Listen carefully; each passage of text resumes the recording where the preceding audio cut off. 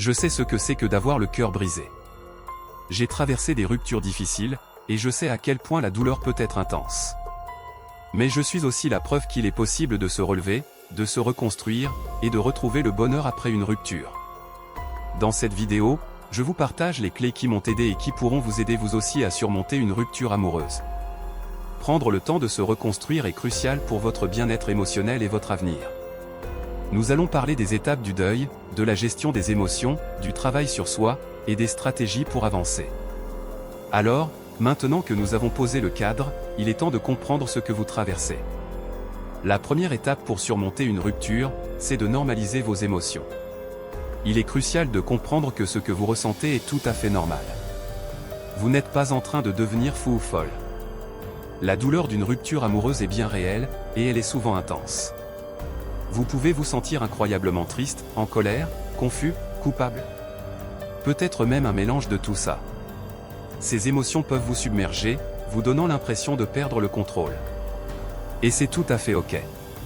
En fait, ce que vous vivez s'apparente souvent à un processus de deuil. Et oui, vous êtes en deuil d'une relation, d'une histoire, d'un futur possible avec cette personne. Ce processus comprend généralement plusieurs étapes, le déni, où vous avez du mal à accepter ce qui se passe, la colère, où vous pouvez ressentir de la frustration, de l'injustice, le marchandage, où vous tentez de négocier un retour en arrière, même si vous savez que c'est illusoire, la dépression, où la tristesse prend le dessus, et enfin, l'acceptation, où vous commencez à vous résigner et à vous ouvrir à un futur sans cette personne. Attention, il est important de noter que ces étapes ne sont pas forcément linéaires. Vous pouvez passer d'une étape à l'autre, faire des allers-retours, et c'est normal. Chaque deuil est unique, et il se fait à son propre rythme. Et justement, parlons de ce rythme.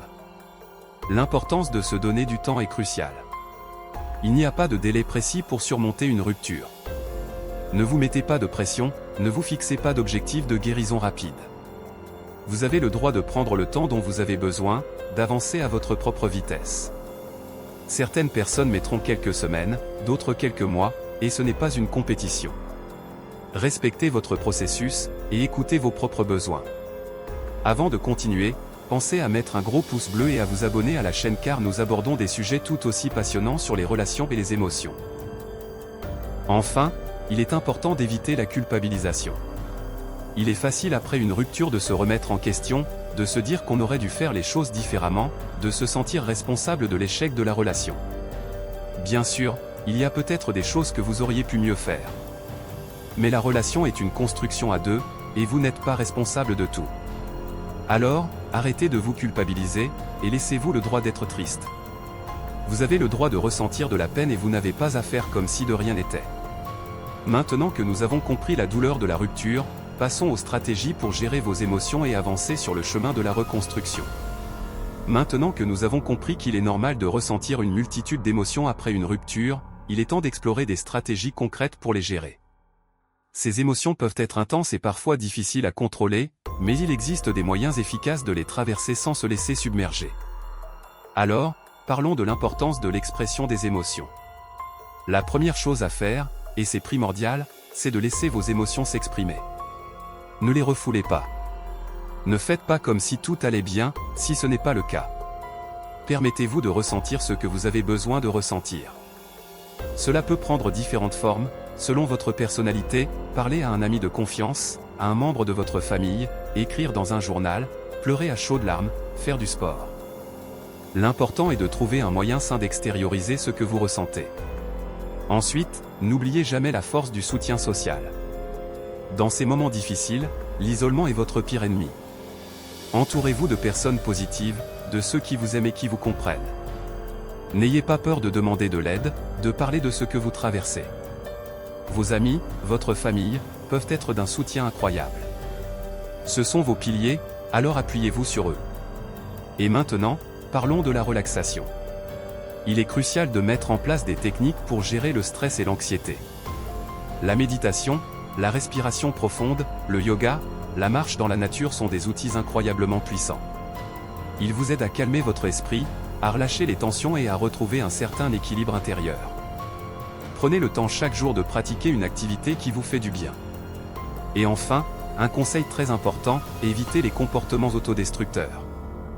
Dans la douleur, il est facile de se laisser aller à des pratiques néfastes, comme l'abus d'alcool ou de drogue, la recherche compulsive de relations pansement ou l'isolement excessif.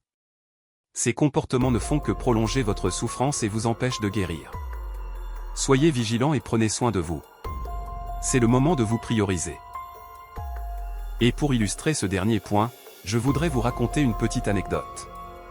Lorsque j'ai traversé ma première rupture, je me suis complètement laissé aller. Je ne sortais plus, je ne mangeais plus, je passais mes journées à regarder des séries tristes. J'ai fini par réaliser que j'étais en train de me détruire à petit feu. Le jour où j'ai décidé de reprendre ma vie en main, en commençant par faire du sport et en me reconnectant avec mes amis, j'ai commencé à voir la lumière au bout du tunnel. Cela n'a pas tout réglé du jour au lendemain, mais ça a été un tournant. Alors, n'oubliez jamais, vous avez la force de surmonter cette épreuve. Ne vous laissez pas emporter par la douleur. En passant, abonnez-vous à la chaîne car nous abordons des sujets tout aussi passionnants sur les relations et les émotions. Avec ces stratégies, vous aurez déjà fait un grand pas vers la guérison.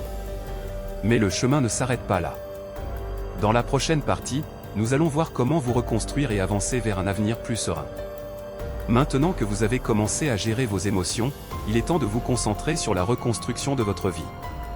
La rupture amoureuse, aussi douloureuse soit-elle, peut aussi être une opportunité de grandir, de mieux vous connaître, et de vous construire un avenir plus épanouissant.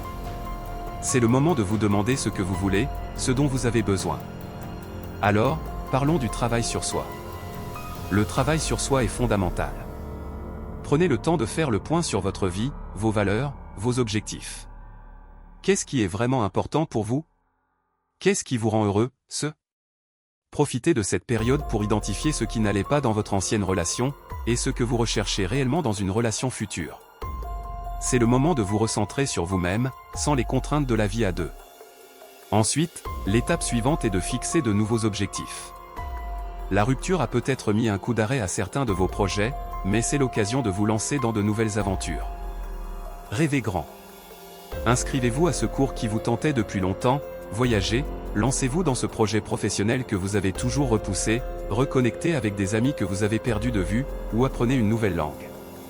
Laissez votre créativité s'exprimer et explorez de nouvelles passions. Vous avez l'opportunité de créer une vie qui vous ressemble vraiment. Et n'oubliez jamais l'importance de prendre soin de vous. Le bien-être physique et mental sont essentiels à votre reconstruction. Mangez équilibré, faites de l'exercice régulièrement, dormez suffisamment et accordez-vous des moments de détente. Chouchoutez-vous, faites des activités qui vous font du bien, prenez soin de votre corps. Vous méritez de vous sentir bien et plein d'énergie. Enfin, apprenez de votre expérience. Analysez votre relation passée avec honnêteté et bienveillance.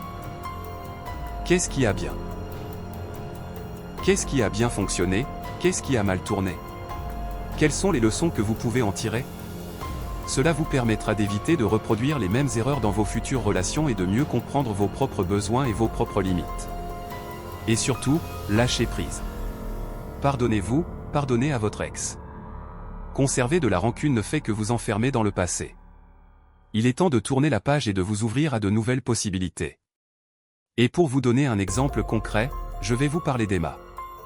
Après une rupture difficile, elle s'est sentie complètement perdue. Elle a décidé de s'inscrire à des cours de photographie, un rêve qu'elle avait toujours repoussé. Elle a commencé à explorer sa créativité, à faire des rencontres passionnantes, et petit à petit, elle a retrouvé confiance en elle. Elle a même créé un compte Instagram où elle partage ses photos, et c'est devenu sa passion. Aujourd'hui, elle est beaucoup plus épanouie qu'avant sa relation, parce qu'elle a pris en main sa propre vie. Elle a su transformer une épreuve en opportunité. Comme Emma, vous avez le pouvoir de transformer cette épreuve en une nouvelle page de votre vie. Dans la prochaine partie, nous aborderons une question délicate, le contact avec votre ex. Vous aimez la vidéo? Pensez à mettre un gros pouce bleu et à vous abonner pour booster la chaîne. Merci si c'est déjà fait. Abordons maintenant une question épineuse, le contact avec votre ex. C'est une étape souvent source d'anxiété et de confusion. Il n'y a pas de réponse unique, mais il est essentiel de prendre des décisions éclairées pour ne pas compromettre votre reconstruction. Alors, parlons d'abord du fameux silence radio. Le silence radio est une stratégie souvent recommandée après une rupture, et ce n'est pas anodin. Cela consiste à couper temporairement tout contact avec votre ex, pas d'appel, pas de message, pas d'interaction sur les réseaux sociaux. Ce silence vous permet de prendre du recul, de vous détacher émotionnellement, de vous recentrer sur vous-même. Cela donne aussi à votre ex la possibilité de réaliser la réalité de la rupture et de faire le point sur ses propres sentiments. C'est un outil puissant pour éviter de tomber dans des schémas destructeurs et de prolonger votre souffrance. Le silence radio est une pause salutaire, une bouffée d'air frais nécessaire à votre reconstruction. Cependant, il existe des exceptions où un contact est inévitable. Si vous avez des enfants en commun, des affaires à régler, ou si vous travaillez ensemble, une communication est nécessaire. Dans ces situations, il est primordial de garder une distance émotionnelle, de rester factuel et courtois, et d'éviter les sujets personnels. Il ne s'agit pas de reprendre une conversation sur la relation, mais d'échanger des informations pratiques. L'objectif est de communiquer de manière efficace et respectueuse, sans vous laisser entraîner dans un dialogue qui pourrait réactiver la douleur. Enfin, il est crucial de fixer des limites claires. Quelle que soit la situation, n'oubliez jamais que votre bien-être est primordial. Si votre ex vous manipule, vous culpabilise, ou vous harcèle, n'hésitez pas à couper les ponts et à demander de l'aide. Vous avez le droit de vous protéger et de préserver votre équilibre émotionnel. Ne laissez personne vous faire croire que vous devez subir des interactions toxiques. Apprenez à dire non, à poser des limites fermes, et à vous respecter. Votre santé mentale est votre priorité absolue. Le contact avec l'ex est un sujet délicat qui nécessite de la prudence et de la lucidité. N'oubliez pas que vous n'avez pas à subir les caprices de votre ex et que vous avez le droit de décider de la nature de votre relation à l'avenir. Prenez le temps de réfléchir à ce qui est le mieux pour vous, et n'hésitez pas à faire appel à vos proches pour vous aider à prendre des décisions éclairées. Soyez bienveillant envers vous-même, et avancez avec confiance.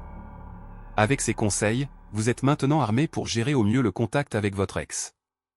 Dans la prochaine et dernière partie, nous allons récapituler les points clés et vous laisser avec un message d'espoir. Nous voici arrivés à la fin de cette vidéo, et j'espère que ces conseils vous ont été utiles. Rappelez-vous que surmonter une rupture amoureuse est un chemin, pas une course. Il y aura des hauts et des bas, des moments de doute, et des moments d'espoir. Mais l'essentiel, c'est de ne jamais perdre de vue votre propre bien-être et votre propre bonheur. Récapitulons brièvement les points clés que nous avons abordés aujourd'hui. Nous avons vu qu'il est normal de ressentir une multitude d'émotions après une rupture, que le processus de deuil est unique à chacun, et qu'il est important de se donner du temps.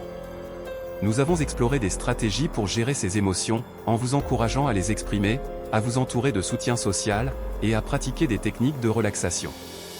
Nous avons vu qu'il est essentiel de se reconstruire, de se fixer de nouveaux objectifs et de prendre soin de soi. Et enfin, nous avons abordé la question délicate du contact avec l'ex, en vous rappelant l'importance du silence radio et de la définition de limites claires. Maintenant, c'est à vous de jouer. N'oubliez pas que vous êtes plus fort que vous ne le pensez et que vous avez le pouvoir de vous construire un avenir épanouissant. Avez-vous des conseils supplémentaires à partager, des expériences à raconter ou des questions à poser? N'hésitez pas à laisser un commentaire, j'adore vous lire et interagir avec vous. Et si cette vidéo vous a été utile, n'oubliez pas de la mettre un pouce bleu, de la partager avec vos amis, et de vous abonner à ma chaîne pour ne rien manquer de mes prochains conseils.